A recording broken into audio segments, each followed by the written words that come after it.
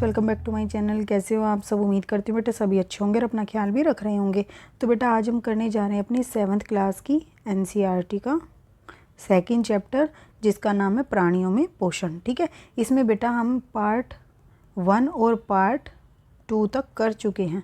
ठीक है, आज हम करेंगे पार्ट 3, तो जिसमें हम क्या पढ़ेंगे। अभी तक हमने खाद्य ग्रहण करने की विधियाँ, ठीक है, मानव में पाचन जो है वो स्टार्ट कर दिया था, जिसमें हम मुख और मुख गुहिका में पढ़ रहे थे। उसी को कंटिन्यू करने वाले हैं। दांतों के बारे में हमने पढ़ लिया था।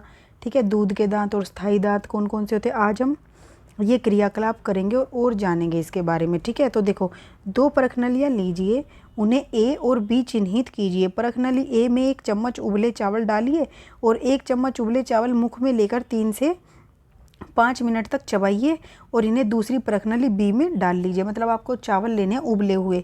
अब उबले हुए चावलों को बेटा तुम्हें क्या करना है, एक तो एक परखनली, 2 परखनलियाँ ली। ठीक है, इन दोनों परखनली के अंदर तुम्हें चावल डालने हैं। एक में तो उबले हुए डाल देना और एक में चबाकर, उबले हुए जो चावल है उनको चबाने के बाद वाले निकाल कर मुख से फिर डालने हैं। ठीक है, उसके बाद उसमें 3-4 ml क्या डालना है बेटा, परखनली में जल डालना है। फिर जल डाल दिया तो अब मिक्स कर दिया तुमने, इसमें हो गया। उसके बाद अब तुम्हें क्या करना है बेटा, इसमें आयोडीन की बूंदें डालनी है 2। ठीक है, क्या किया तुमने, इसमें आयोडीन की 2 बूंदें, या मतलब इस तरीके से तुमने डाली इसके अंदर। इससे अब क्या होगा बेटा, 6th क्लास में आप पढ़ चुके हो कि जब भी हम भोजन जो कार्बोहाइड्रेट होता है बेटा, उसको हम क्या करते हैं, कार्बोहाइड्रेट से हम उसका पता लगाते हैं, आयोडीन के विलयन से हम कार्बोहाइड्रेट का पता लगाते हैं कि भोजन के अंदर कार्बोहाइड्रेट है या नहीं है। ठीक है, तो विलयन की जो 2-3 बूंदें डाली तुमने, उनका प्रेक्षण कीजिए। फिर हिलाने के बाद आप परखनली ए और बी में क्या अंतर देखते हैं। तो परखनली के रंग में परिवर्तन क्यों आता है, तो इसमें ए में तो परिवर्तन आ गया बेटा और इसके अंदर परिवर्तन नहीं आया। तो परिणामों की चर्चा करो। ठीक है, तो बेटा क्या हुआ, ऐसा क्यों हुआ है। ऐसा इसलिए हुआ, जो ये था बेटा भोजन उबाल दिया था हमने। ठीक है, तो इसके अंदर तो क्या था बेटा, कार्बोहाइड्रेट था। ठीक है, लेकिन जो ये हम चबा चुके थे अपने भोजन को, इसके कलर में परिवर्तन नहीं आया। यानी कि जो कार्बोहाइड्रेट था बेटा वो बदल चुका है। क्यों, क्योंकि अब चबाने के बाद हमारे मुख में जो लार थी वो इसके अंदर मिक्स हो गई। ठीक है, और उस लार ने क्या किया बेटा, इस भोजन को छोटे छोटे टुकड़ों में तोड़ दिया। ठीक है, और उसका रूप बदल दिया, यानी कि मंड को उसने स्टार्च के रूप में बदल दिया। क्या किया, जो लाला रस था, जो लाला ग्रंथि से हमारे मुख में निकला था, उसने चावल के अंदर जो मंड थी, जो कार्बोहाइड्रेट था ना, उसको शर्करा के रूप में बदल दिया। यानी कि उसके सरल पदार्थ के रूप में बदल दिया। जटिल था पहले तो वो, अब उसको सरल बना दिया तोड़कर। ठीक है, चबा कर छोटा कर दिया। अब एक और चीज़ होती है बेटा हमारे मुख के अंदर, जीभ। ठीक है, तो जीभ क्या, एक मांसल पेशियाँ हैं, इसमें कोई हड्डियाँ नहीं होती, एक मांसपेशी की बनी हुई है, जो कि किसी भी डायरेक्शन में घूम जाती है। ठीक है, जो पीछे की और मुख गुहिका के अंदर अधर तल से जुड़ी है। जो बेटा ये जीभ है, उसका एक हिस्सा हमारे बिल्कुल गले के अंदर जाके वो जो तली है गले की, कंठ, वहाँ पर जुड़ा हुआ है। ठीक है, इसका जो अगला भाग होता है वो स्वतंत्र होता है। ये वाला हिस्सा कहीं भी घूम फिर सकता है, हिल सकता है, तो ये स्वतंत्र है और किसी भी दिशा में मुड़ सकता है। क्या आपको जीभ के बारे में, जीभ के क्या कार्य हैं, ये पता है। अब बेटा ये देखो, हमारे मुख के अंदर ये जीभ क्यों है। दांतों का तो हमें पता चल गया कि दांत क्या करते हैं, हमारे भोजन को चबाने में मदद करते हैं। कोई भोजन हम चीर कर खाते हैं, कोई फाड़ के खाते हैं, कोई तोड़ के खाते हैं।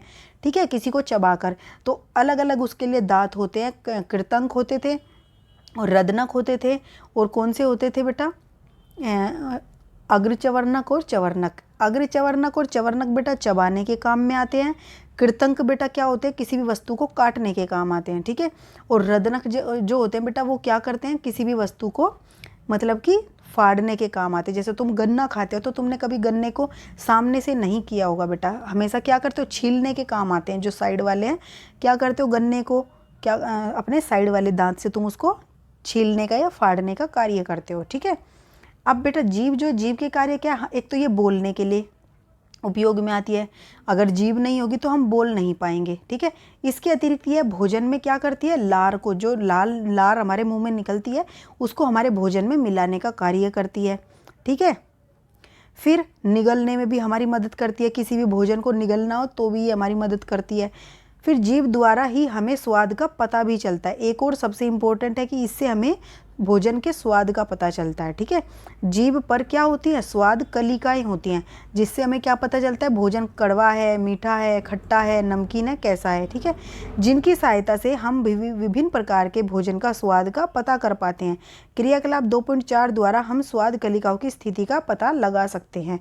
कैसे बेटा, देखो, निम्न पदार्थों को अलग अलग विलयन तैयार कीजिए। इन पदार्थों का पहले चीनी का विलयन कैसे करोगे तैयार, पानी के अंदर चीनी मिलाओगे, घोल लोगे, हो गया तैयार। ऐसे ही नमक को पानी के अंदर घोल के उसका विलयन बना लिया। फिर नींबू का रस निचोड़ के जल के अंदर उसका विलयन बना लिया। फिर चौथा जो है नीम की पत्ती, ठीक है। नीम की पत्ती को अगर क्या करोगे तुम, बहुत ज़्यादा उसको मरोड़ोगे और ऐसे क्रश कर दोगे तो उससे भी जूस निकल आएगा। उस पत्ती से जो बूंद निकलेंगी उसको पानी में मिला के या फिर करेले का रस तैयार कर लोगे।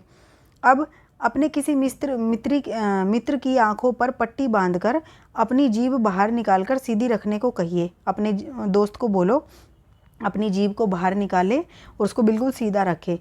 चित्र 2.6 में दिखाई गई जीभ के विभिन्न क्षेत्रों को उपरोक्त में से किसी एक विलयन के नमूने के 2-2 बूंदे रखनी है, ठीक है। तुम्हें फिर क्या करना है बेटा, जो ये जीभ है, ठीक है, इस जीभ को वो सीधा रखवा दिया।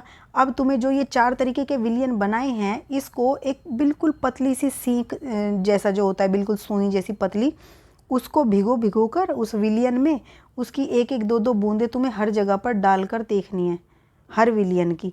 और तुम्हें क्या महसूस होता है इस तरीके से, फिर वो बताएगा तुम्हारा दोस्त, जो देख नहीं रहा है कि कौन सी वस्तु को तुम खा रहे हो, सिर्फ वो महसूस करके बता देगा कि ये कड़वी है, खट्टी है, मीठी है, सिर्फ जीभ से, ठीक है।